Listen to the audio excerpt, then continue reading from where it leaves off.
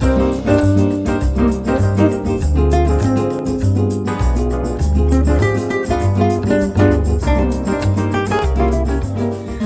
my name is James Williams, Director of Programming with MEF. So sorry about that, everyone. We've never had this issue with the streaming platform, but we are here a little late, but I'm going to launch straight into it. So I had this wonderful speech. Well, it wasn't really speech, but review of everything coming up planned. But do you know what? I'm not going to do that. Instead, we're going to get straight on with the event. And this is indeed why you are here. So I'd like to bring onto the screen now, or thanks to the production team, Charlie Vayas. Charlie, welcome. Hey, Charlie. Hey, everyone. How are you doing? Nice to meet you. Good. Do you know what? Typical, isn't it? We're always told don't work with animals or children, but as soon as you involve technology as well and anything live, here we are. But we're here. So thank you for joining us and kicking the event off today. Technology tends to fail every now and then, so that's okay. It does. But great that you could join us. So Charlie is joining us. Are you in Ecuador? Yes, correct. In Quito.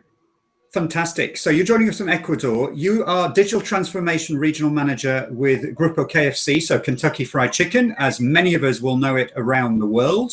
And you can see the title of your presentation here. So what's going to happen is I'm going to leave Charlie to it right now. Charlie's going to show a presentation, talk about the world of human-centered digital transformation, and I'll pop back a little later to field any questions as required. So Charlie, take it away. Thank you. Thanks a lot, and pleasure with everyone. Nice to meet you. I'm pretty sure you can see my screen now. So we thought a lot about with MEF and how this wonderful session.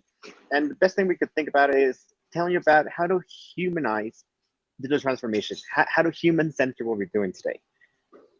So I know this is a cliche, but you have to think about things differently. And it's a cliche because everybody tells you that's what you have to do, but nobody tells you how to do it. So what we're planning here is to tell you a couple of keystrokes of what has worked for us through the years, what has worked for me in my previous lives. I've managed big data, I've done advertising, I've done advanced analytics, and now I'm doing digital transformation. So when we try to think about things differently, the first thing that comes to mind that I want to talk about is a categorical difference of how you look at problems. One of them is to look at problems as puzzles, and the other one to look at them as mysteries. So let's start with the puzzles right away. And as an example, let's start with the Cuban Missile Crisis that happened in '62. And bear in mind, this is a puzzle. So why is it a puzzle and how it starts? Well, the first piece of the puzzle, piece one, was that 30 Russian ships, Navy, arrived at the Cuban shores. And this is critical because of the number, 30. And obviously there was a huge amount of unidentified cargo, and this was all chatter. Nothing was solid here. So how do you make the piece one of the puzzle, the chatter, understandable? Well, the US sent an enormous amount of spy planes, 60 in total, and they took 1,500 aerial photos. Again, bear in mind, this is in the 60s. Pictures, photos, they are pixeled like crazy. You don't have an enormous amount of capacity in cameras. Either way, there were 1,500 aerial photos. So it's a lot. Again, the numbers matter here. What happens when the Americans take the pictures of the 30 Russian ships on Cuban shores? Well, the information is conclusive. And this, again, is very important for a puzzle. The information is conclusive. And Cuba now has exactly 392 long-haul range nuclear warheads, all aimed to the US American soil. So this is crazy because if you go through time, piece one adds up to piece two, to piece three, and at the end, there is no more puzzle. You've got it all solved. All the data and the information is there. And what happens that for us, at least for me, this is the closest that the world has ever been, and this is critical also, to a total nuclear fallout. And probably most of us didn't know about it. So if you see problems as a puzzle, it's an A plus B plus C, and just follow through the breadcrumbs. That's what it is. Let's shift in time a little bit more. Let's leave the puzzle thing up for a minute. And problems nowadays, or at least a different kind of problems, is mysteries. And you'll see how everything pans out at the end. So a mystery is a different kind of problem. And just to keep in mind with, or just to go ahead with the same kind of subjects, let's move to 9/11, 2001. So what happened here? For starters, the US had a lot of data that something was going to happen. They didn't know what, they didn't know when, but they definitely knew that something was going on. How they get to this conclusion? Well, first, airports. And these are all, by the way, real numbers. In a period of 5 years before 9/11, 32 Al-Qaeda extremists, and this is also very important, were captured in airports. What were they doing? Well, they were taking pictures of restricted airport areas. They were asking tricky questions to the staff, and again, arrested. It's a big amount of people from a specific group to be arrested, right? Well, what's the second part of this mystery? FBI, Internal Intelligence Agency for the US, they received 21,000 notices. Again, the number is important, about Al Qaeda planning a terrorist attack on North American soil. And not only is the airport data important, the FBI data with the staggering numbers is also important. Let's check out what happens with the CIA.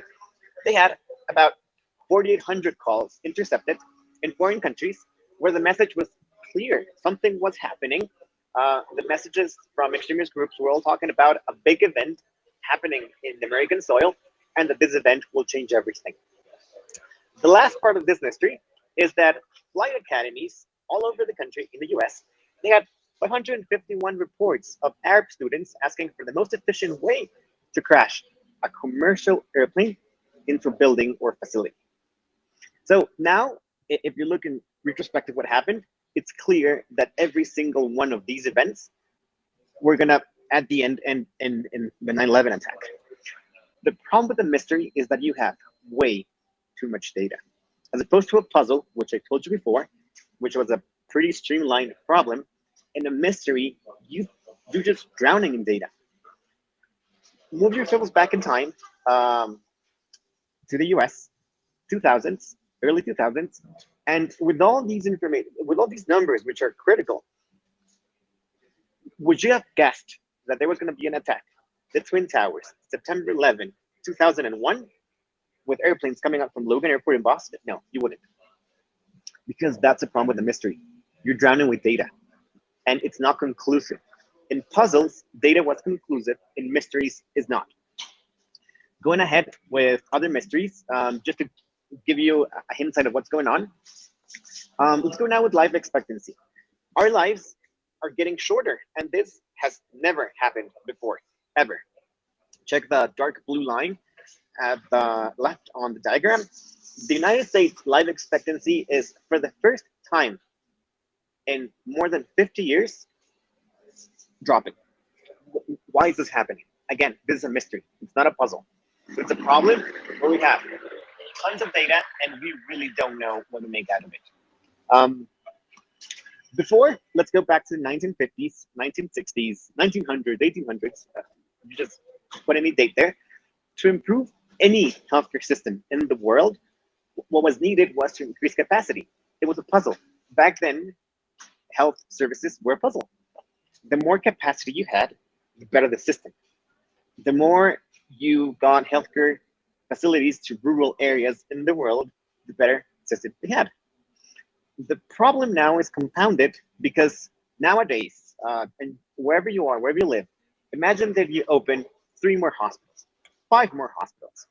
Would the healthcare system increase dramatically? It probably won't, because the problem is not a capacity problem anymore. It's not a puzzle.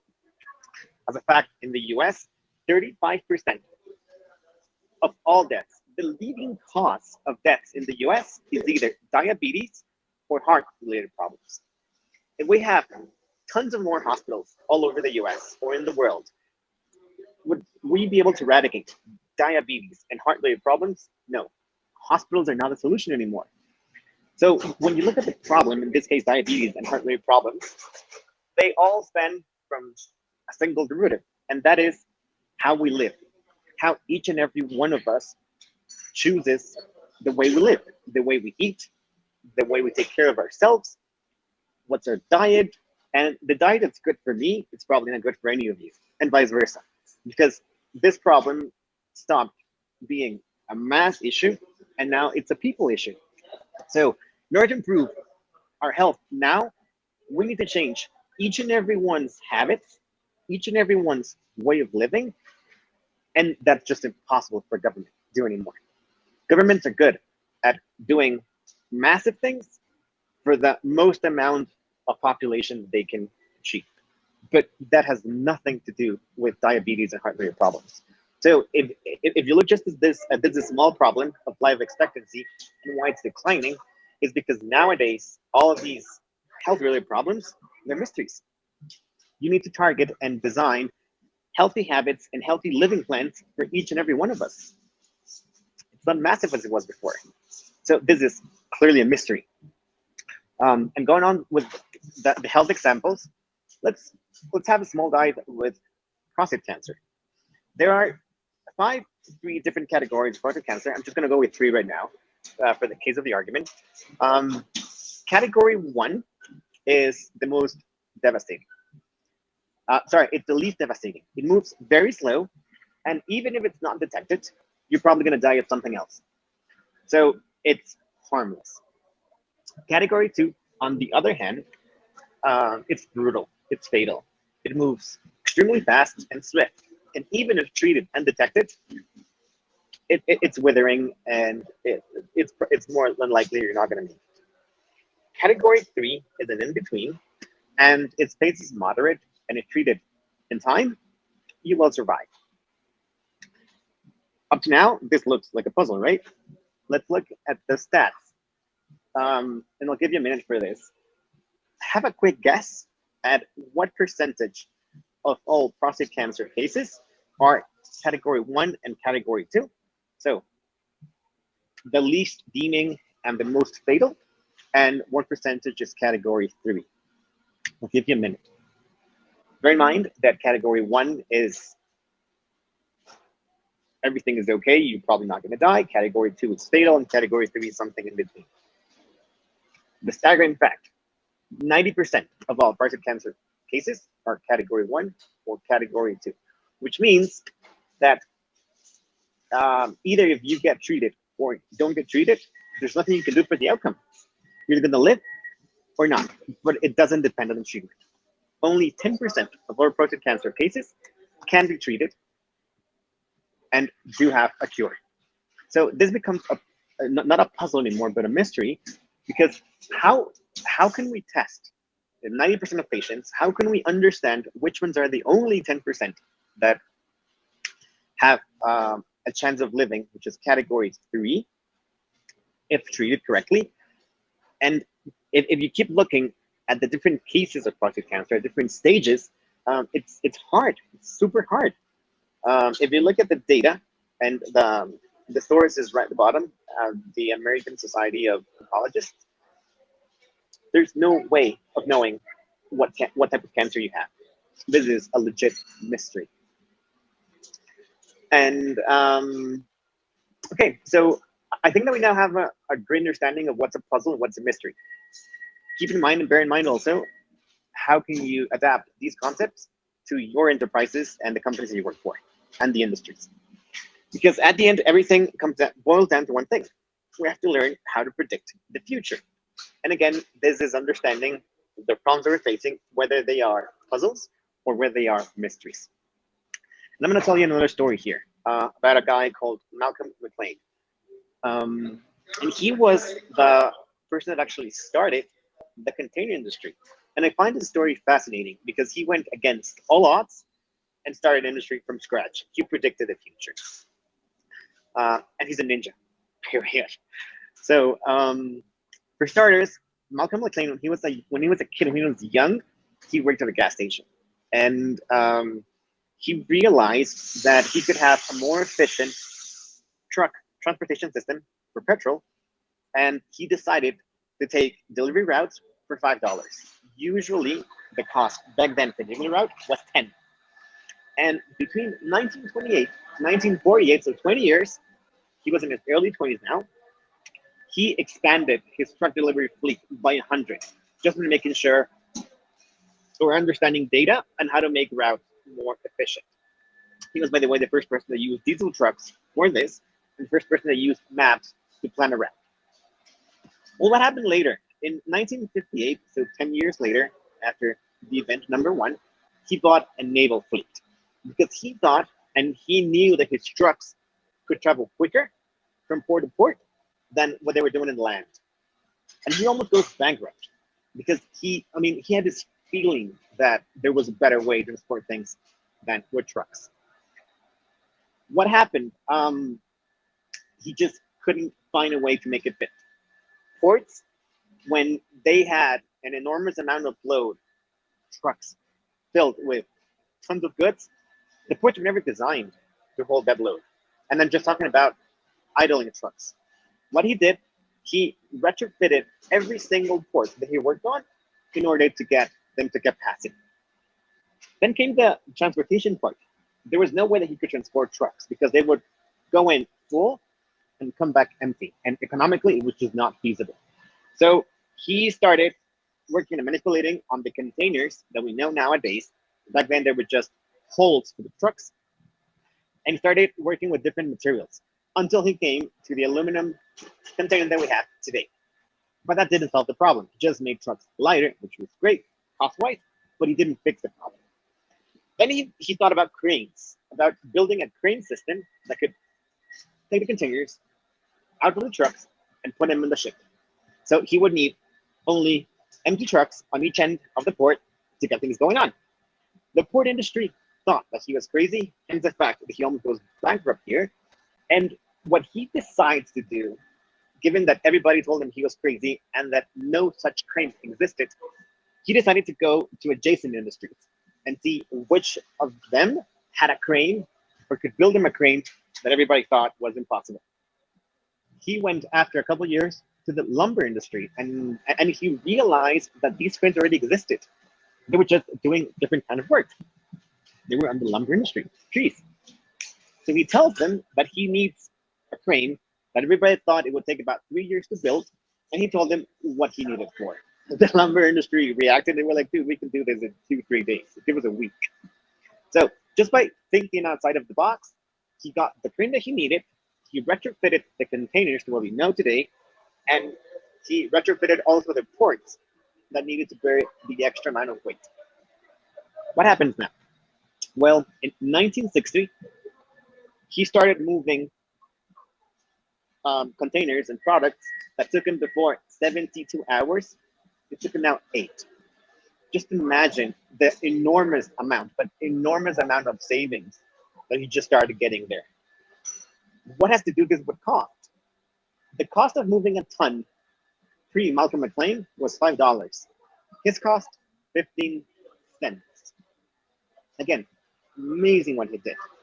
And at the end, he just redesigned from scratch a whole industry.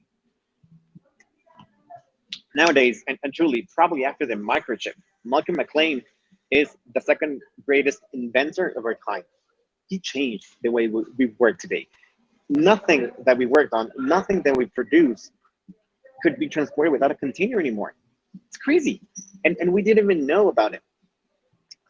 So as a bunch of closing statements and now wrapping everything up, what do we have as learnings? Well, the first one is that a puzzle is a problem that was caused by a lack of information. That was before. Nowadays, when you have a mystery, well, a mystery is a problem that is caused by an excess of information. And these two can't coexist. They can live together. Because the world now is a world full of mysteries. The problems that we have are companies and our industries, and this applies to governments as well. They were all designed to solve puzzles. None of them were designed to solve mysteries. So when we talk about digital transformation and about humanizing what we do, it's pretty much this. It's putting an understanding to the way problems are today, how to think of them differently, and how to see every problem that we have in the industry as a mystery. Because then what are we hiring? And what kind of, what are schools doing? What are they teaching us? Well, they're still teaching us how to solve puzzles, not mysteries. And why is this gruesome? Because we have to shift our mental paradigm.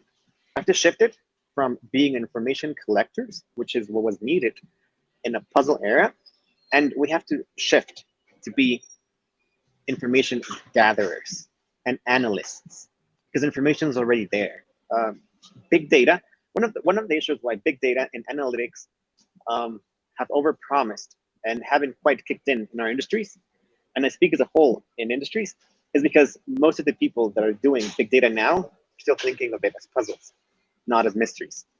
So give yourself a minute, think about how your industry is operating and how your problems, customer service, who are your clients, are you a niche or not a niche product? How can you extrapolate your reach within other countries? Everything is a mystery now. And the people that we have, unfortunately, usually are information collectors. They're not analysts. So humanizing digital transformation bears from this. And the second big learning going on with Malcolm McLean and how he rediscovered an industry from scratch is that the power that we have as humans to imagine stories and a different future is fundamental, and it's the pinnacle of how we transform. Whatever we've done at KFC and has worked for us probably won't work for competitors. And again, whatever our competitors have done transforming digitally, it's probably something that won't quite fit me, because this is a journey that has to be worked on per country, per enterprise, per company. The basics, what I've told you of how to see problems differently, I'm sure that that can be replicated. But the solutions, they are something that has to be humanized and has to be internalized for each of our companies. So as a closing remark, if we all need to transform, that's for sure. And we all need to be ahead of the industry mean, because otherwise we'll be in trouble. The only way that this is feasible in time and through time is for us to have dedicated teams within our company that solve mysteries and don't solve puzzles. Thanks, guys.